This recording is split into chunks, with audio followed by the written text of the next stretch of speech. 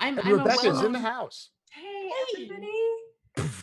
Hi, Dude Snaps. Hi, Kiara. Hey, Top Hey, of the Kiara, morning, I'm a Rebecca. huge fan of yours. I've been wanting to come on with you for a while. oh yeah, please do. Like, Yeah. give me a message. Send me a message in Discord. We'll set something up. Oh, Absolutely. yeah. I mean, it's good to be here with you, too. Oh yeah. I love your show. Thank you so much. Yeah. Very, very glad to hear that. Yeah. I told you, Kiara, you're filled with dankness and that we're huge fans. I wasn't making that shit up. Stop it. Wow, you're awesome. Please, like, you know, the one thing I really enjoy about Twitch is that there's a low centrist population. Yeah. True that. True that. But when they're here, they're really annoying. Wow. Yeah. Yeah. All right. So since I got a full house, and I'm going to start with Dude Snaps, we can go around here real quick. So I got a question for you here. I got into this conversation with Lance from the Surfs the other Oh night. God. But here's the question. So he was talking about, he was using Hassan as an example, but I'm sure there are others, whether it be, you know, Destiny or Hutch or whoever. So what's your thought on people who maybe they're not the most left, or maybe they don't have, you know, they're not going to pass the purity politics purity test, but people who sort of act as a gateway, people who are maybe that first point of contact where maybe the light bulb goes off, you know, and I know for like, if you're a hardcore anarchist and you see like 70-year-old women wearing a vagina hat going, "We're the resistance," and half of you is like, "Oh, that's horrific," and then the other half of you is like, "But hey, look, these are people engaging in direct action you probably never had before." And it's like this. So I'm kind of curious where y'all fall. I'll start with Dude on this one now.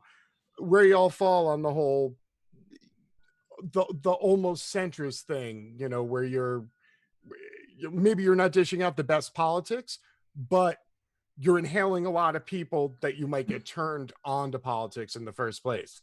What's your thought on sort of like the good bad on that one? I mean, so it should be noted that I never watched Hassan. Okay. Okay, so I have no fucking clue what he does besides play video games and yell a lot, because that's what all I've ever seen him doing. And so if he, I mean, what does he actually do? You're gonna have to, a lot, like these people I don't even bother with, so I don't know how to feel about any specific, like if they're actually just like occasionally bringing up something that isn't just mainstream liberalism, then that's good, I guess, because they have a lot of audience and it exposes people to it, which is better than literally nothing. But better than literally nothing isn't exactly maybe what we're aiming for, but I'm not going to yell at them for, like, if they do so, if they say something dumb, wrong, you know, maybe we'll yell at them. But I don't know. It's a tough one. That's why I this is why I'm asking, because it's not it's just something I thought about when Lance was discussing it, where you might be like, I don't agree with Hassan's politics, or I don't agree with, you know, how Destiny debates people by screaming at them, whatever, like whatever your thing is. But by the same token, if you got somebody who's pulling 6K concurrents and they're at least talking about quote politics, and you know, people who might just normally play Minecraft or Grand Theft Auto are actually hearing the words like, you know, Medicare for all or single payer health payer, then like, isn't it, maybe if you're not passing along the best politics, but you're getting people to engage in politics in the first time, is it a wash? Or like, are you doing the Lord's work? Or I'm kind of like in between on it. Like, I mean, for me, it seems more like it's an indicator of where the window has shifted. It seems less like a purposeful thing and more of just, there happen to be more people who are more mainstream, who have less right-wing views now. Okay. And I don't think they're going out there and purposefully saying, I'm going to convert people into mild suckdems today. Whereas a lot of people who are more extremely online left types like us maybe are going to be more purposeful in the political discourse.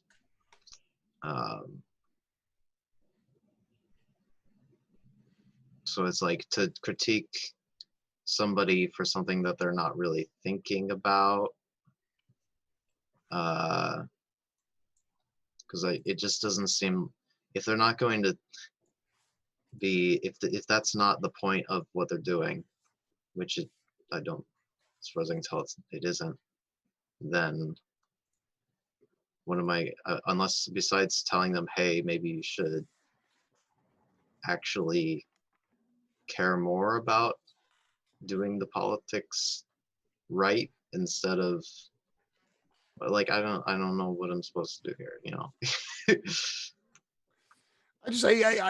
I think it's an interesting conversation because for me it goes back to the whole when people started ripping on the YouTube algorithm, the whole, hey, you know, Joe Rogan is kind of banal and he talks to people on the left and the right, but if you watch a Joe Rogan video, then the YouTube algorithm will suggest Ben Shapiro video, and then that will suggest a Stefan Molyneux video, and that will suggest a Steven Crowder video, and that will suggest a 3-hour spoken word version of Rise and Fall of the Third Reich.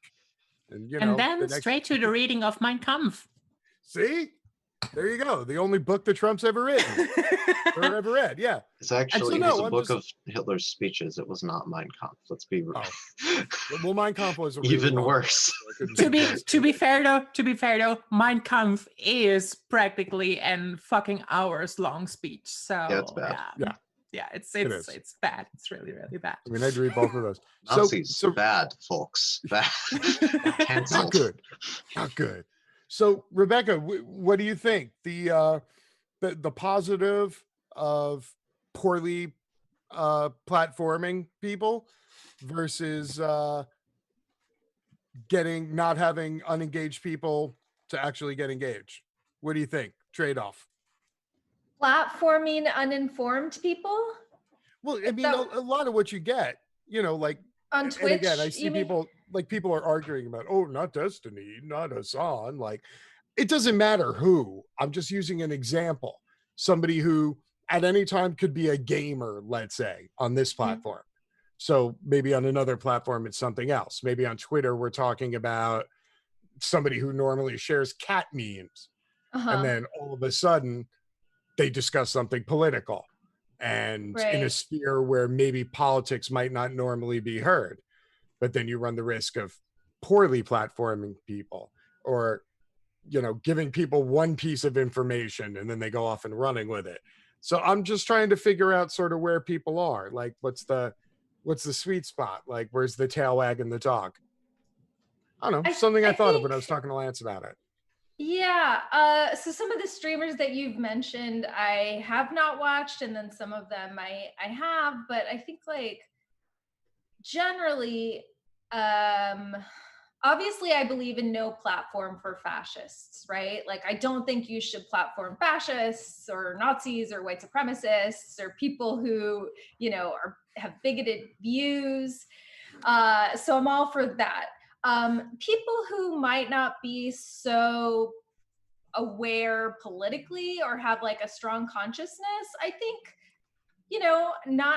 not everybody was born a radical. Not everyone was born a leftist. I come from a background where I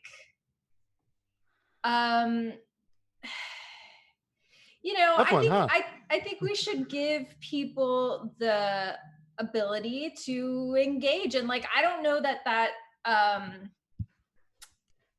we had this conversation. I was thinking about this over the past few days, James. So there was like this troll who came into the chat, named like No N.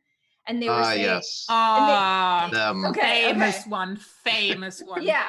And I didn't know who this person was, and they were, you know, hijacking the chat. And then they made a comment and they're like, oh, you and James, because we said like we were journalists, and they're like, you and James aren't journalists, you're Twitch streamers. And then James and I felt the need to be like, no, we've been published here, like we've done this, this, this, and this. And then the more I was thinking about it, I was like, you know, journalism or like media I come from a background where like it shouldn't be this exclusive thing, right? It shouldn't be like you must be have published so many articles or like done this amount of work to actually have a voice. Like I actually don't think that's correct. And I think like James, like I think there are people on Twitch who are journalists. Like what does it take to be a journalist? There were people who were streaming, you know, during Occupy Wall Street on their cell phones, and they were like citizen journalists, you know. So I don't believe in like exclusivity. I believe in more like inclusivity, with the exception of, you know, fascists and white supremacists and bigoted people. And I think like if you're gonna have people on who are maybe not as radical or like politicized, then engage in discussion with them, like encourage discussion, right? Because I do think sometimes that people who hold more centrist views, like I think it's great that, you know, tens of thousands of women went out in pink hats or whatever, but like I think it's wrong when those people silence the more radical voices, which happens. So I think in some ways, like having that mobilization and having people, the hashtag resistance, you can use the hashtag resistance, but also be aware that like sometimes the hashtag resistance is your enemy. Full stop, like for real. Like Nancy Pelosi uses it at least twice a day. Exactly. Nancy Pelosi is the hashtag resistance. Hillary Clinton was the hashtag resistance. Like, just Honestly, be aware, yeah. you know? Like, Yeah, Nancy, like- you're not the fucking resistance. You're the empire. Yeah. So that's my take. I'm glad you laughed, James. I like it. I'd love to hear Yeah, Kiara's Nancy. thoughts. Nancy's the resistance. Clinton is totally the resistance here. Oh yeah, real resistance there. Actually, I made some notes on the whole thing because Let's do this. just to keep it keep what I had in mind and what I wanted to say, that that entire thing, from having people like Destiny and then Hassan and then I don't know, Central Committee and then the serfs and so on down to the extreme, if you want to call it that, the radical leftists. Who could that be? Oh, and the thing is that, you know, we often talk about the alt-right pipeline and how the alt-right pipeline works. In the Windows studios did those famous videos that go around in every possible leftist space, you know, that talk about how it works, where it starts and where it ends. And, you know, this is, James, this is exactly what you mentioned earlier from, you know, it doesn't start with like outright fascists. It often starts with fucking memes. It starts with fucking memes. And this is something that people forget when it comes to judging that same thing or having that same thing on the left. Because if that's possible on the right, then it's also possible on the left. And we're doing that same thing.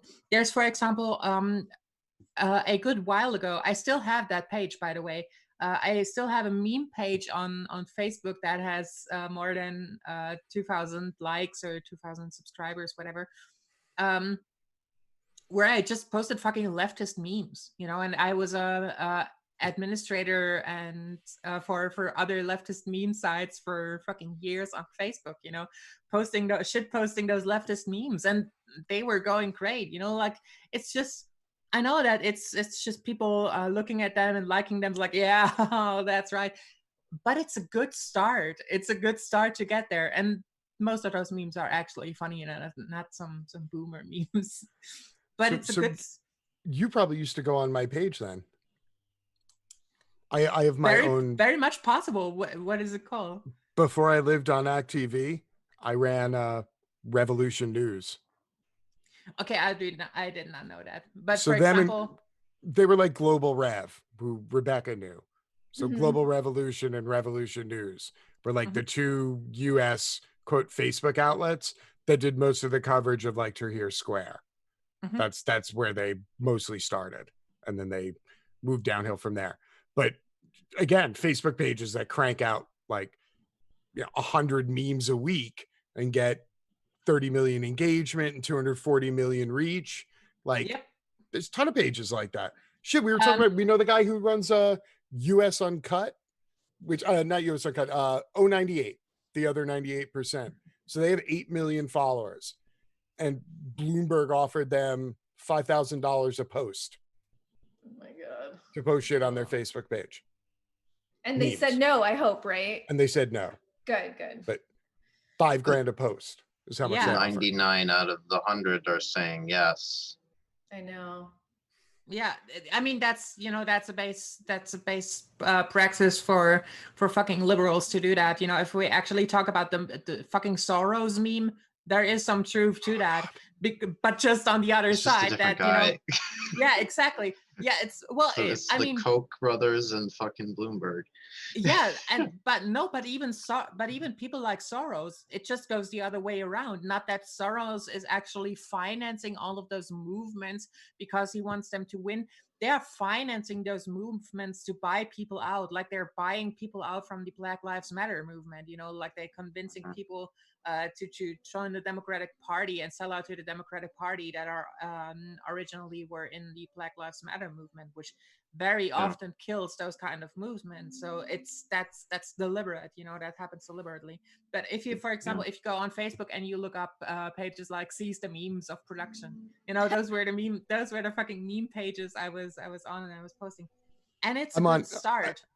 I'm on shitposting Team 6.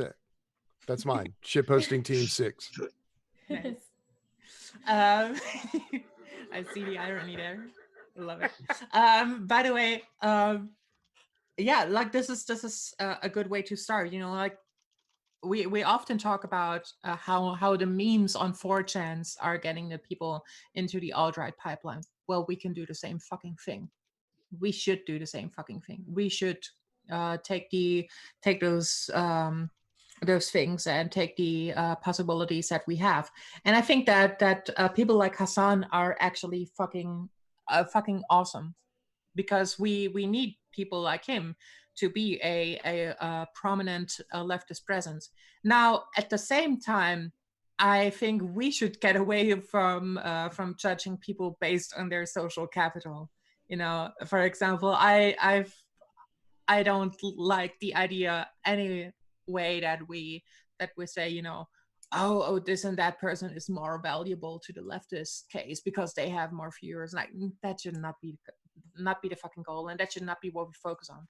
Because, like I said, each and every single one has their own has their own way. Like I imagine that a lot of people who watch Destiny are getting tracked to Hassan's stream once in a while, and then they think, hey, Hassan has some good points there, and then they get tracked on to more radical leftists and more radical and so on, until they finally end up with the anarcho-communists and shit like that, and are influenced by that, and we are able to get our message out because of that. And I've been actually, since you spoke about that, I've been actually talking to a lot of centrists, a lot of liberals on Twitch with many other streamers like Cashier Cat, for example. I've talked to her a lot, and those were mostly pretty nice conversations that I had. I had some interesting debates as well with last username who defines themselves as an anarcho-capitalist. That was pretty fucking fun, and I plan to do a lot more than that, because that's also how we can engage people. And I think that we should fucking get ourselves out there, and we should not like bash on people like Hassan because he does memes and he doesn't do it the right way. Like, we still get the chance of getting to people when they have moved past Hassan, and when they are interested in even more radical ideas than what Hassan presents to them. No, that's I like that, and actually I see what Dude Snaps was saying also, and it's definitely a weird position, because if you have anybody can be platformed and anybody can attract anybody at any time and set them on a path. So the trick is, yeah, anybody can become politically engaged. You can't really control which way they go. Once the light bulb goes on, they start looking for stuff. So you have to accept that if there are platforms, people are going to use those platforms to engage people. So now it's almost like an ideological battlefield. Oh, what's that? Red pill gaming's on here. Okay, well now we need to have, two sock dems and an anarchists who have shows also, to counter program against that. Like it's a whole digital battlefield. Like I totally agree with you, and I'm a fan of having an entryway to red pill normies, because again, and Rebecca brought it up before, like no one's born radical. Like you don't come out of the womb like with a black bandana and going like woo baklava life. Like that's not a thing, like like eventually everybody hits something that either wakes them up or they just choose to go to sleep and like unplug like forever. So I think having those like center people are important, like to me. Like when I talk to normies or centrists, I use a lot of chuddy language, because if I start talking to somebody who has no political or social awareness and I start talking about like, third wave feminism and, cishet control of resources and all this, they'll just glaze over and you've already lost them. But if I just talk about like straight dude and why does it matter what anybody else is doing, it's an easier conversation. So to me, I think having those gateway people, regardless of whether or not they're getting people instantly on the right track, I'm of the mind that getting anybody engaged at this point is a good thing.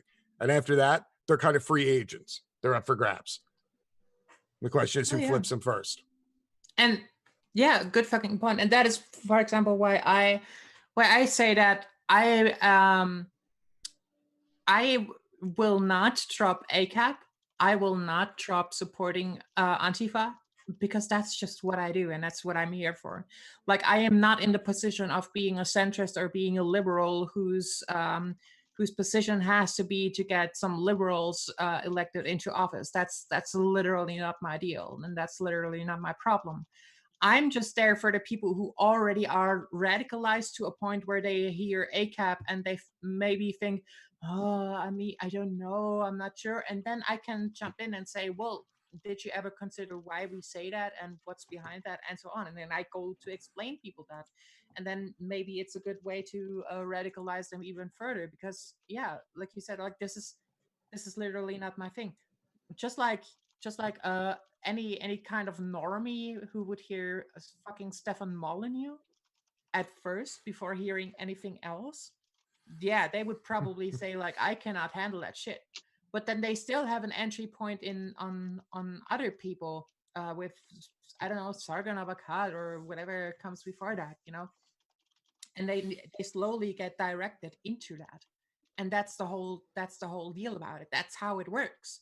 Like, of course, there's a lot of people who come to my stream and then they try to argue against me in my chat, and maybe I will not convince them, but I mean, who gives a fuck? I cannot convince everybody, but if I convince a lot of people with what I do and how I present it, then good enough for me. Nice. See, I mean, like I said, that's what I thought the whole